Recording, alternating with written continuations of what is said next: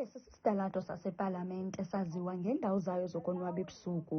Ilungu lekomiti yewodi ufundiswa Ndiyaye uhleli kulo mbindi iminyaka engaphaya kwama-20 kwaye uthi Central itshintshe kakhulu.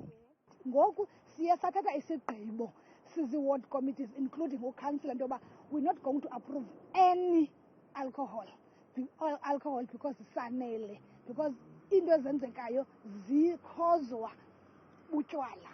Abahlali bale ndawo bathi izikhalazo zabo malunga neeyure zokuthengisa kotywala kunye nokuvalwa kweendawo ezingekho mthethweni zifikelele ezindlebeni ezingevayo.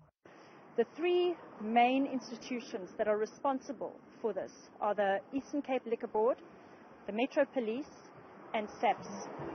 uTheri Standa onguceba wewadi wongeze ngelithi amapolisa ibhodi yotywala yaseMpuma Koloni namapolisa kamasipala kufuneka abambisane noluntu kulwa ulwaphulo-mthetho kwiindawo ezithengisa utywala ngaphandle kwempephamvume.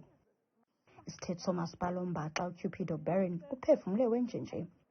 These operations are to ensure compliance with all aspects of the licenses held by the various outlets. Ibhodi yotywala yaseMpuma Koloni iqhagamshelwe leli jelo lezendaba kodwa ibingekaphenduli ngethuba losasazo. Kwiindaba zethu kuChannel 163 ndingusiphosethu Boyi ndiseGqeberha.